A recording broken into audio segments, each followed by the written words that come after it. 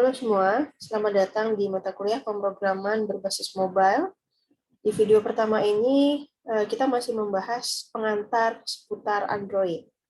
Ya, tapi sebelum kita membahas ke materi inti, ya, di sini saya mau jelaskan dulu tentang course learning outcome atau capaian pembelajaran untuk mata kuliah ini.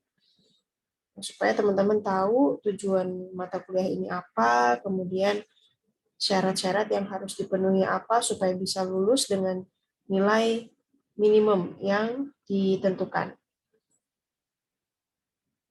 Oke, jadi ini ada 5 capaian pembelajaran yang harus teman-teman tuntaskan untuk semester ini. Ya, yang pertama adalah teman-teman mampu memahami konsep dan peralatan pengembangan aplikasi mobile. Yang kedua, mampu merancang dan mengembangkan antarmuka pengguna untuk platform Android.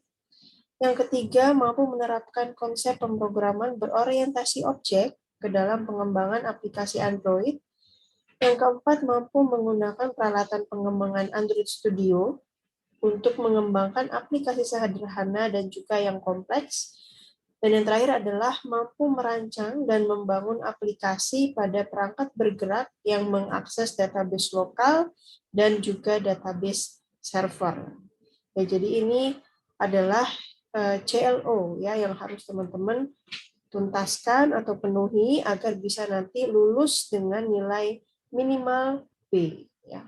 Minimal 65. Jadi nanti penilaiannya adalah untuk setiap CLO ya nomor 1, nomor 2 sampai dengan nomor 5 teman-teman akan diberikan sebuah evaluasi nanti ketika teman-teman tidak tuntas di CLO pertama ataupun kedua ya ataupun salah satunya dari kelima ini teman-teman akan diminta untuk remedi supaya nilainya akan tuntas.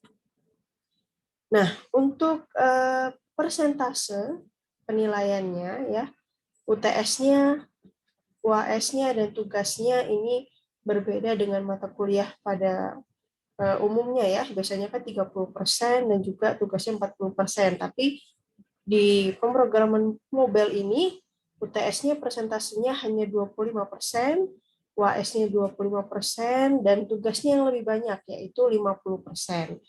Nah, tugas ini nanti teman-teman akan ada pembagian juga ya, karena mata kuliah ini juga 4 SKS, jadi nanti tugasnya ada 2 jenis, ya dari tugas mandiri dan juga dari praktikum, ya kegiatan praktikum mandiri. Ya, jadi nanti penilaian untuk tugas terdiri dari 2 itu tadi. Nah, nilai minimalnya untuk mata kuliah ini adalah B ya, teman-teman, atau 65. Ya, jadi harapannya teman-teman bisa tuntas 65 di UTS, UAS, dan juga tugas.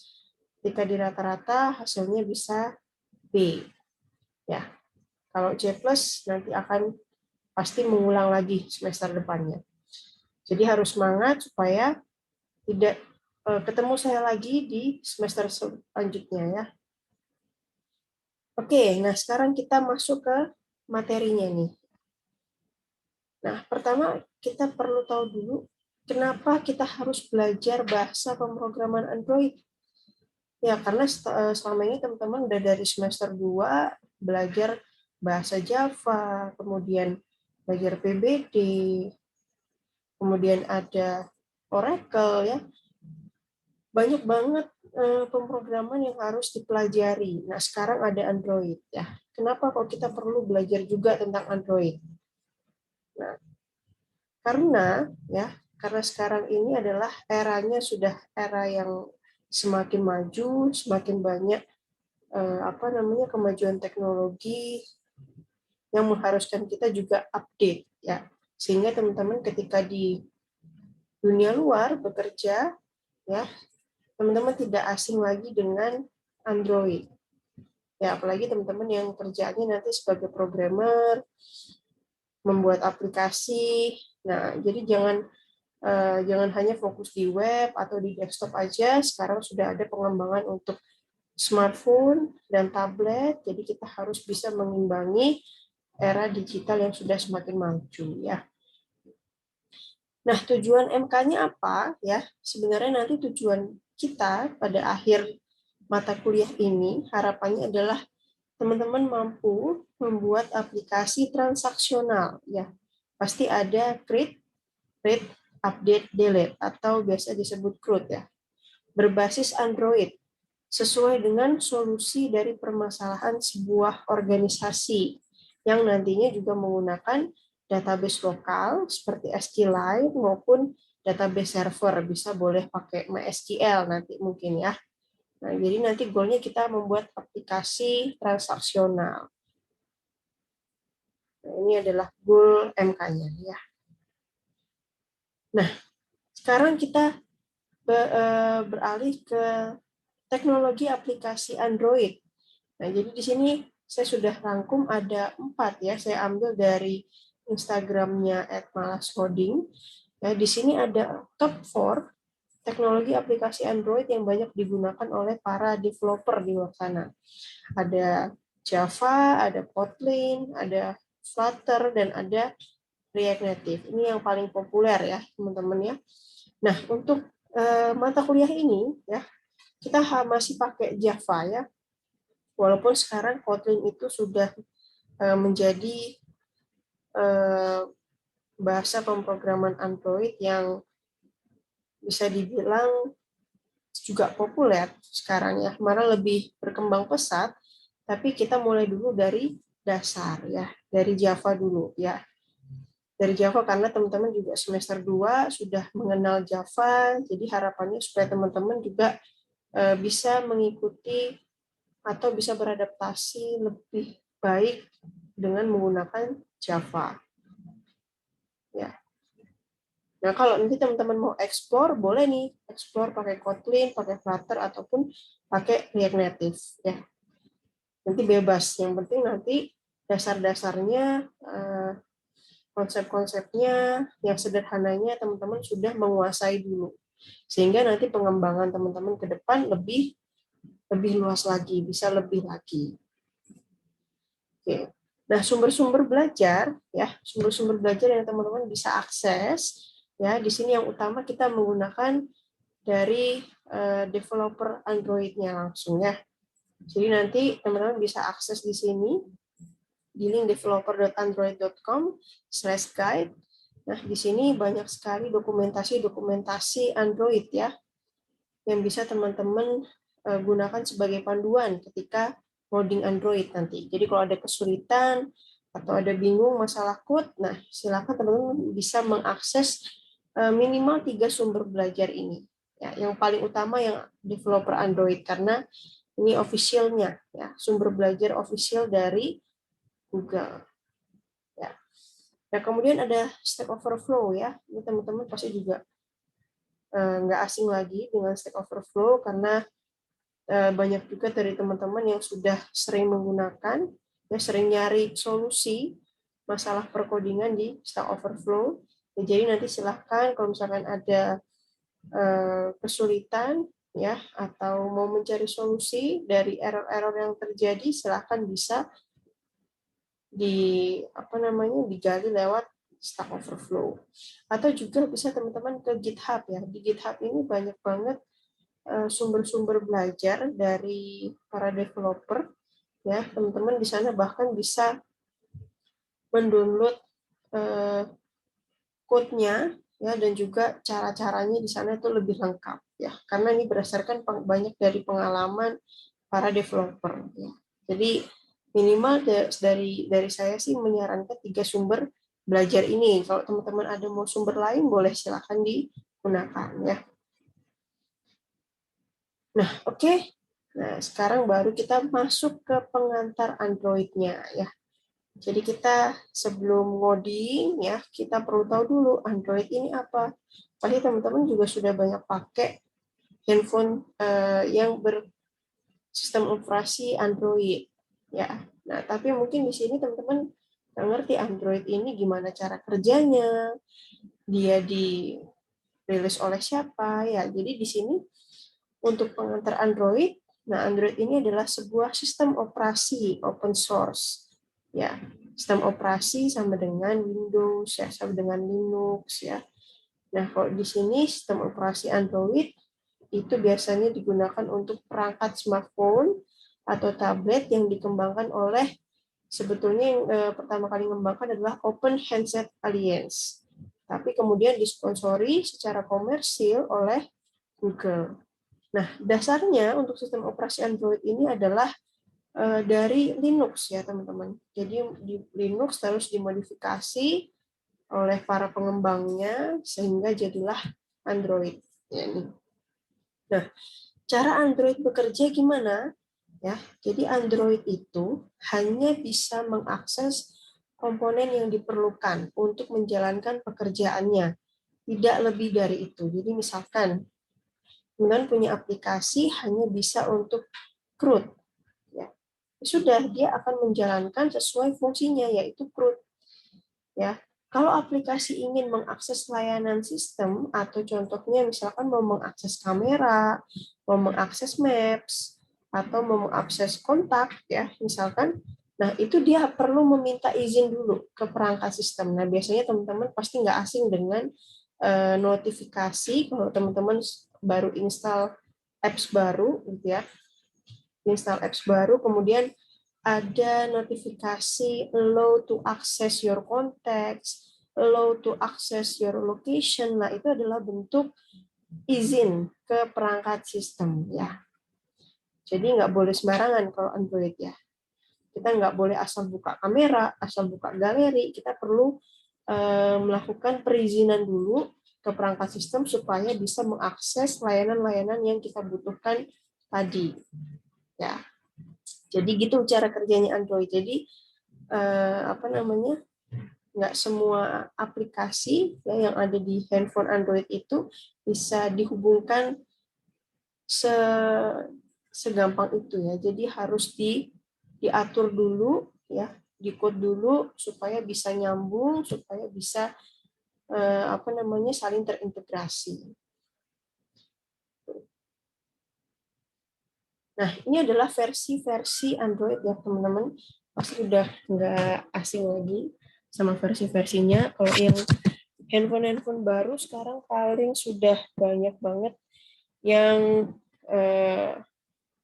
versinya sudah versi Oreo ke atas ya. Versi untuk Oreo ke atas. Nah, ini kebanyakan HP baru udah bahkan ada sampai Android 11 update-nya ya. Tapi kalau teman-teman mau lihat yang versi lama, nah ini adalah versi sebelum-sebelumnya ya. Nah, kenapa saya memberikan garis merah di sini? Ya, jadi nanti ketika kita code ya, kita membuat sebuah aplikasi di Android, kita perlu memperhatikan versi Android ya yang kita gunakan sebagai template-nya. Ya, jadi kalau kita ngoding Android nanti kita akan disuruh memilih kira-kira target API kita itu berapa, target versi untuk nanti ketika dipublish, target versi untuk aplikasi kita itu versi Android berapa.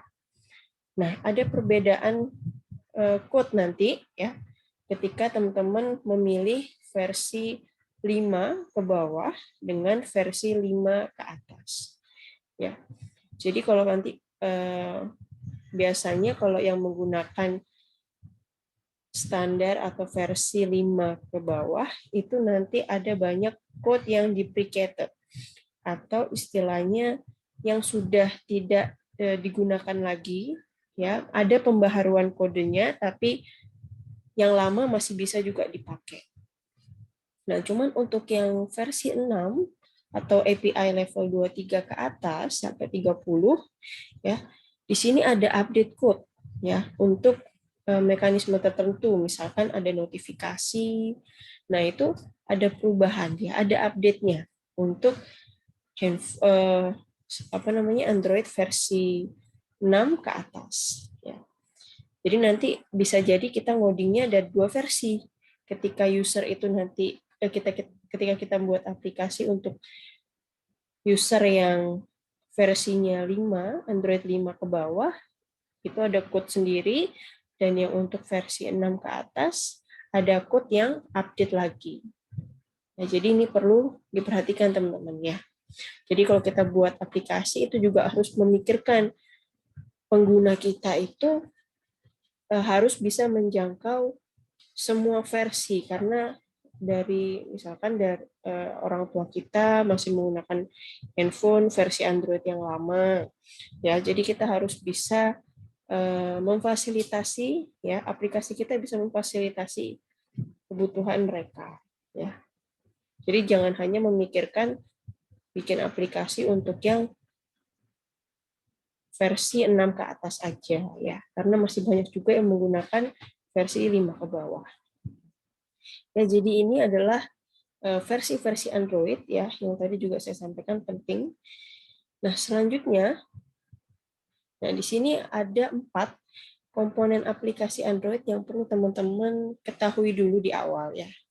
Jadi di sini ada activity, ada services, ada broadcast receiver, dan ada content provider.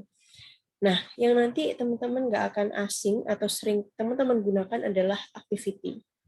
Ya, pasti teman-teman akan selalu bersinggungan dengan activity. Activity ini apa? Activity adalah halaman untuk berinteraksi dengan pengguna. Nah, dalam satu activity itu ada satu halaman antarmuka, ya, untuk desain interface-nya, dan satu lagi untuk halaman logic kodenya, ya, untuk fungsi fungsionalnya. Kemudian ada services. Nah, ini juga penting, tapi ini adalah biasanya bawaan Android-nya. Kita tinggal memanggil aja nanti service-service yang ada di Android. Nah, service ini adalah komponen untuk melakukan operasi pada background aplikasi. Jadi sebenarnya dia ini adalah sebuah layanan yang tidak ada UI-nya, yang nggak punya interface, ya. Jadi dia ada di balik layar. Jadi jalan di belakang layar, ya, yang sebenarnya kalau kalian perhatikan ada muter musik ketika handphonenya atau layarnya itu di sleep, ya, musiknya masih tetap jalan. Nah, itu berarti aplikasinya sedang berjalan di background, ya. Nah, ini contoh services atau contoh layanan itu ada on-create, ada destroy, ya, dan lain sebagainya. Nah, kemudian untuk broadcast receiver. Nah, broadcast receiver nanti itu digunakan untuk menyampaikan kejadian di luar alur pengguna default. Ya, contohnya di sini ada alarm untuk reminder jadwal. Ada notifikasi untuk baterai lemah. Jadi dia tidak perlu ada aksi apapun dari pengguna, tapi dia sudah otomatis memberikan aksi dari sistem bawaan, ya, dari default-nya, ya, sehingga kita bisa dapat notifikasi-notifikasi seperti baterai lemah, ya, reminder jadwal, kemudian filenya sudah terdownload. Nah, itu adalah bagian dari broadcast receiver. Nah, kemudian untuk yang content provider, ini berguna untuk mengelola set data yang dapat disimpan di dalam database, ya, SQLite, di web juga, atau di sistem lain yang akan diakses oleh aplikasi. Jadi contoh, ada kontak, ya, teman-teman mau tambah kontak, edit kontak, ya, itu semua akan berjalan dengan content provider, ya, karena ada datanya di dalamnya, ya. Kalau data kontaknya tersimpan dalam handphonenya, ya, dia bisa jadi disimpan dalam database lokal, ya, bisa menggunakan SQLite. Nah, ini 4 komponen yang perlu teman-teman pahami sebelum membuat aplikasi Android. Selanjutnya adalah, nah, ini adalah callback pada activity, ya. Jadi nanti ketika kita membuat activity itu ada banyak sekali callback, ya, yang bisa teman-teman gunakan tergantung dari kebutuhan, ya, mau pakai apa. Jadi nggak semuanya harus dipakai, tergantung butuhnya yang mana. Nah, callback ini apa? Callback itu adalah cara untuk berkomunikasi antar kelas atau objek, ya, yang fungsinya adalah untuk mengirimkan pesan atau aksi melalui sebuah interface. Nah, biasanya disebut juga method callback. Nah, method callback ini udah bawaan dari Android Android sistemnya ya. Jadi kita tinggal panggil dan kita gunakan sesuai kebutuhan kita. Misal di sini ada onCreate ya. OnCreate ini seperti di Java itu mirip dengan public static void main ya. Jadi dia adalah metode utama ya yang diinisialisasi untuk menjalankan activity. Ya, jadi activity itu nanti jalannya melalui metode onCreate. Ya. Kemudian ada onStart. OnStart ini menandakan bahwa activity dimulai. Nah, bisa jadi onStart ini berjalan ketika misal aplikasinya punya fungsi untuk dimatikan ya atau logout atau mungkin exit. Nah, ketika dia dibuka lagi, nah bisa menggunakan onStart ini. Ya. Kemudian ada onResume, menandakan saat activity dibuka kembali. Nah, biasanya dieksekusi setelah metode onPause. Ya, jadi ketika aplikasi berhenti, ya, not responding, atau misalkan lagi ngeload sesuatu, mau dibuka lagi, bisa menggunakan metode onResume. Nah, di sini kemudian ada metode onPause. Ya, activity akan masuk ke metode ini jika ada activity lain yang terbuka. Ya, jadi misal biasanya teman-teman lagi buka Instagram, ya, kemudian Instagramnya masih lama loadnya. Nah, teman-teman sudah buka aplikasi yang lain, WA misalkan. Jadi si Instagram tadi belum sempurna nge-load feed-nya, ya, belum masuk ke home dengan sempurna, tapi teman-teman sudah buka aplikasi lain. Nah, si Instagram ini akan masuk ke dalam metode on pause, ya. Dia akan pause dulu. Makanya ketika kalian buka Instagram lagi, dia agak nge-lag sedikit, ya, karena pengaruh dari metode on pause. Nah, kemudian ada metode on stop. Ya, ini digunakan saat activity tidak ditampilkan pada layar aktif, ya. Jadi misalkan kalau teman-teman mau klik home, ya, teman-teman setelah buka aplikasi Instagram, teman-teman pencet tombol home yang ada di handphone masing-masing. Nah, itu udah mulai berjalan nih metode on stop-nya. Jadi dia akan di stop tiba-tiba aplikasinya. Ya, karena layarnya udah nggak aktif, atau ketika teman-teman menekan tombol power ya pada handphone. Nah, itu akan menyebabkan aktivitas dari aplikasinya itu sudah dimatikan, ya, sudah tidak ditampilkan lagi. Nah, kemudian on restart, ya, on restart ini kondisi di mana activity kembali dibuka oleh pengguna, ya. Jadi setelah di stop, dia biasanya gandengannya dengan stop. Ketika sudah di stop, kemudian dibuka lagi, dia menjalankan on restart. Makanya kenapa ketika teman-teman mungkin sudah buka Instagram, kemudian menekan tombol power, kan akan sleep tuh HP-nya. Nah, ketika dibuka lagi, dia akan otomatis refresh, ya, seperti restart aplikasinya. Nah, yang terakhir ada on destroy. Nah, on destroy ini adalah kondisi saat activity dihancurkan oleh memori.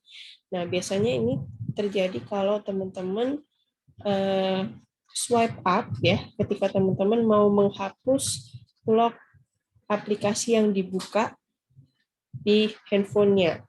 Jadi ketika teman-teman biasanya ada di sebelah kiri sini, ya, contoh kayak yang di handphone. Nah, di sini gambar ini ada biasanya di sebelah kiri ini ada garis 3, ya, untuk melihat aplikasi-aplikasi apa aja yang dibuka. Nah, itu ketika teman-teman clear all atau close all apps, nah, si Android akan menjalankan fungsi atau metode on destroy ini. Jadi sudah dihancurkan semua aktivitasnya di dalamnya, jadi nanti ketika buka lagi, dia mungkin akan menjalankan on start ini. Ya, jadi ini adalah dasar-dasar yang perlu teman-teman tahu dulu sebelum membuat sebuah aplikasi Android. Jadi biar teman-teman juga bisa punya pandangan Kalau mau mengembangkan aplikasi Android yang lebih kompleks, nah ini ada beberapa metode callback yang bisa digunakan. Nah, kemudian juga ada komponen lain yang bisa digunakan selain activity dan service ya. Yaitu ada broadcast receiver dan juga content provider ya. Jadi ini adalah pengantar dulu ya untuk pertemuan pertama Android atau mata kuliah pemrograman berbasis mobile. Untuk pertemuan kedua ya nanti kita akan eksplorasi tentang Android Studio. Jadi diharapkan teman-teman sudah install semua Android Studio-nya dan juga emulator. Ya, jadi ketika kita nanti eksplorasi lebih mudah. Ya. Nah, yang terakhir ya sebelum video berakhir ya. Nah, di sini ada quote ya. Quote yaitu selesaikan masalah baru setiap hari. Jadi jangan panik ketika teman-teman ketemu error pada saat ngoding, ya semakin banyak error yang bisa teman-teman perbaiki, maka semakin banyak pengalaman yang teman-teman dapatkan. Ya, error itu nggak serem kok ya. Jadi kalau kita bisa cari tahu, kita bisa browsing, kita bisa cari lewat Stack Overflow, GitHub, dan lain-lain, pasti seterusnya kita akan jadi terbiasa dan gampang menemukan solusinya. Jadi semangat, berbanyak usaha ya. Nah, oke, sekian dulu video pertama kita untuk mata kuliah ini. Ya, kita ketemu lagi di video selanjutnya.